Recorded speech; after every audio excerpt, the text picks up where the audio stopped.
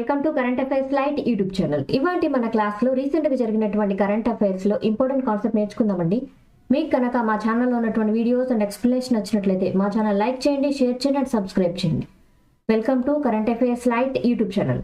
ఇవాళ మన కాన్సెప్ట్ వచ్చేసి తాలిబాన్ ప్రభుత్వానికి సంబంధించినటువంటి ఒక న్యూస్ ఏంటంటే ఆ దేశంలో రీసెంట్గా పోలియో వ్యాక్సినేషన్ క్యాంపెయిన్స్ ఏవైతే ఉంటాయో వాటన్నిటిని కూడా తొలగించేశారనమాట. సో ఇక్కడ తాలిబాన్ అనగానే మనకు ఆఫ్ఘనిస్తాన్. సో అక్కడ ఎలాంటి పరిస్థితులు ఉన్నాయంటే ఆడవాళ్ళ మీద చాలా వివక్ష జరుగుతుంది. ఎవరికి కూడా సరైనటువంటి మంచి జీవితం అనేది లభించడం లేదు. అంత నిర్బంధమైనటువంటి విషయం అనమాట.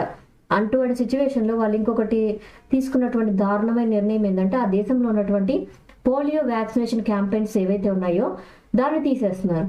సో దీన్ని తీసేయడం వల్ల ఏమవుతుందంటే అక్కడ ఆ దేశంలో పోలియో అనేది మళ్ళీ విజృంభించేటువంటి ఛాన్స్ ఉంది. సో ఇది చిన్న పిల్లల మీద కఠినంగా వ్యవహరించేటువంటి సిచ్యువేషన్ అనమాట. సో ఫ్యూచర్లో కనుక అక్కడ పిల్లలు ఎవరైనా పుట్టిన వాళ్ళు పోలియోతో ఉన్నారంటే అది తాలిబాన్లో చేసినటువంటి పని వల్ల జరుగుతుందన్నమాట. సో పోలియో వ్యాక్సినేషన్ ఆపేశారు తాలిబాన్లు ఆఫ్ఘనిస్తాన్లో. సో ఏంటి అంటే ఇక్కడ తాలిబాన్ వాళ్ళు ఈ పోలియో వ్యాక్సినేషన్ క్యాంపెయిన్స్ ఏవైతే ఉన్నాయో అవి సెప్టెంబర్ 16 టైంలో జరుగుతున్నాయి. ఆ టైంలో జరుగుతున్నప్పుడు వాటిని క్యాంపెయిన్స్ అనేవి తొలగించారనమాట. సో దాంతోపాటు పాకిస్తాన్, ఆఫ్ఘనిస్తాన్ ఏవైతే ఉన్నాయో ఆ దేశాల్లో ఇప్పటికీ కూడా ఈ పోలియో అనేది ఇంకా అక్కడక్కడ కనిపిస్తూనే ఉంది. సో పోలియో మన దేశంలో అయితే చాలా వరకు కంప్లీట్గా తగ్గిపోయాయి. మనం ఇంకా మీదట మన దేశంలో పోలియో లేదని కూడా మనం చెప్పుకోవచ్చు. ఎందుకంటే పోలియో ఎరాడికేషన్ కోసం మనం చేస్తున్నటువంటి కృషి ఏదైతే ఉందో దానివల్ల మన దేశంలో పోలియో కేసెస్ అనేవి చాలా తగ్గిపోయాయి. సో ఫ్యూచర్లో మన దేశాన్ని పోలియో రహిత దేశంగా మనం చూడొచ్చు. కానీ ఆఫ్ఘనిస్తాన్, పాకిస్తాన్ దేశాలు ఏవైతే ఉన్నాయో వాటిలో ఇంకా పోలియో అనేది అక్కడక్కడ కనిపిస్తూనే ఉందన్నమాట. సో అందుకోసం ఏంటంటే చాలా స్వచ్ఛంద సంస్థలు, WHO వాళ్ళు ఎంతో కొంత పోలియో వ్యాక్సిన్స్ ఏవైతే ఉంటాయో కేసెస్ పోలియో వ్యాక్సిన్స్ ఏవైతే ఉంటాయో వాటిని ఇలాంటి పేద దేశాలకు అందిస్తూ ఉంటాయి. ఆఫ్ఘనిస్తాన్, ఇట్లా ఉండేటువంటి పాకిస్తాన్ ఇలాంటి దేశాలకి పోలియో వ్యాక్సిన్స్ ఫ్రీగా అందిస్తాయి అన్నమాట. కానీ ఈ తాలిబాన్లు ఎవరైతే ఉన్నారో వాళ్ళు ఈ యొక్క వ్యాక్సినేషన్ ప్రాసెస్ అనేది జరగకుండా ఆపివేయడం జరిగింది. అండ్ WHO వాళ్ళైతే రీసెంట్గా సౌత్ ప్రాంతంలో అంటే ఆఫ్ఘనిస్తాన్లో ఉన్నటువంటి సౌత్ ప్రాంతంలో రీసెంట్గా 18 పోలియో కేసెస్ అనేవి గుర్తించారనమాట.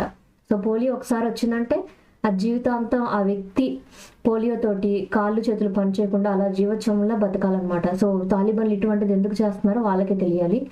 సో ఆఫ్ఘనిస్తాన్ ప్రాంతంలో అయితే ఇలా పోలియో మీద వెనకడుగు వేసి వాళ్ళని సస్పెన్షన్ చేయడం అంటే పోలియో క్యాంపెయినింగ్స్ని తీసివేయడం అనేది అసలు రాంగ్ అనమాట. సో ఆఫ్ఘనిస్తాన్ వాళ్ళు మళ్ళీ గ్లోబల్ పోలియో వ్యాక్సినేషన్ క్యాంపెయిన్స్ అనేవి మళ్ళీ ఏర్పాటు చేయాలని అందరం కోరుకోవాలి. సో మన దేశానికి సంబంధించి లాంగెస్ట్ ఏంటి, హైయెస్ట్ ఏంటి, స్మాలెస్ట్ ఏంటి ఇటువంటివి ఎగ్జామ్ పాయింట్ ఆఫ్ లో చాలా ఇంపార్టెంట్ అనమాట మనకి ఎగ్జామ్స్ వస్తున్న తరుణంలో. సో ఇక్కడ ఏవి ఇంపార్టెంట్ అంటే ఎక్కువ శాతం లాంగెస్ట్ ఏంటి అనేటివి, హైయెస్ట్ ఏంటివి ఇట్లాంటివి మనం చాలా వరకు కన్ఫ్యూజ్ అయిపోతుంటాం. బట్ ఏదైతే స్టాక్ జీకే ఉంటుందో దానిలో మనం పర్ఫెక్ట్గా ఉండాలి. అండ్ దాంతోపాటు కరెంట్ అఫైర్స్ ఎప్పటికప్పుడు మారిపోతూ ఉంటాయి. వాటి నుంచి కూడా మనం డేటా అనేది సేకరిస్తూ ఉండాలన్నమాట. సో కొంత ఇన్ఫర్మేషన్ అనేది నేను ఈ యొక్క వీడియోలో ఇవ్వడం జరిగింది. కంప్లీట్గా చెక్ చేసుకోండి. లాంగెస్ట్ రివర్ గంగా నది అనమాట. And longest tributary river Yamuna నది. సో ట్రిబ్యూటరీ నది అంటే ఉపనది. So longest river of south అంటే దక్షిణ భారతదేశంలో longest river Godavari. Highest mountain peak అనమాట గాడ్విన్ అస్విన్. అండ్ K2 శిఖరం అని కూడా చెప్తూ ఉంటాం మనం. K2 శిఖరం అయినా గాడ్విన్ అస్విన్ అన్న ఒకటే. లాంగెస్ట్ లేక్ అనమాట, అది కూడా ఫ్రెష్ వాటర్ లేక్ ఏంటంటే Wular lake. So Wular lake ఏదైతే ఉందో అది కాశ్మీర్ ప్రాంతంలో ఉంది. మనకి ఎగ్జామ్ పాయింట్ ఆఫ్ లో ఫ్రెష్ వాటర్ లేక్ ఎక్కడ ఉంది, ఊలార్ లేక్ అనమాట, కాశ్మీర్. అది కూడా లార్జెస్ట్ అయినది అనమాట. Highest dam, so highest dam Bhakra Nangal and పంజాబ్లో ఉంది. Largest mosque Jama Masjid Delhi. Longest road GT road అనమాట. So GT road. State with the longest coastal line, so ఎక్కువ తీరరేఖ కలిగినటువంటి రాష్ట్రం Gujarat. Longest railway route from Jammu to Kanyakumari. So longest national highway, so national highways పరంగా longest national highway ఏంటి అంటే NH7 అనమాట. So ఎక్కడి నుంచి ఎక్కడి వరకు అంటే వారణాసి నుంచి కన్యాకుమారి వరకు లాంగెస్ట్ నేషనల్ రివర్ అన్నమాట. లాంగెస్ట్ డ్యామ్ హీరాకుడ్ డ్యామ్ అన్నమాట, Orissa. And longest river bridge so Mahatma Gandhi Setu Patna. ఈ యొక్క బ్రిడ్జ్ పేరు సేతు అన్నమాట, అందుకని మహాత్మా గాంధీ పేరు తీసుకొచ్చి మహాత్మా గాంధీ సేతుగా పెట్టడం జరిగింది. ఎక్కడంటే పాట్నాలో అన్నమాట. Largest populated city Mumbai.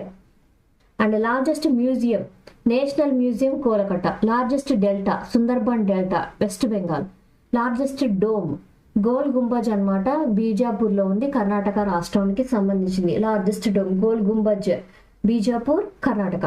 Largest zoological gardens Alipore, Kolkata. So sports పరంగా ఉన్నటువంటి ఇంపార్టెంట్ ట్రోఫీస్ అన్నమాట. సో ఎగ్జామ్ పాయింట్ ఆఫ్ వ్యూలో ఏ ట్రోఫీ దేనికి అని మ్యాచ్ ద ఫాలోయింగ్ కావచ్చు, లేదా సెట్లు ఇచ్చి ఈ సెట్లో ఏది కరెక్ట్ అయినటువంటి ఆప్షన్స్ అని కూడా మనల్ని కన్ఫ్యూజ్ చేసేటువంటి ఛాన్స్ ఉంది. సో క్రికెట్ పరంగా ఉన్నటువంటి మొత్తం ట్రోఫీల జాబితా కూడా ఒకసారి చూద్దాం.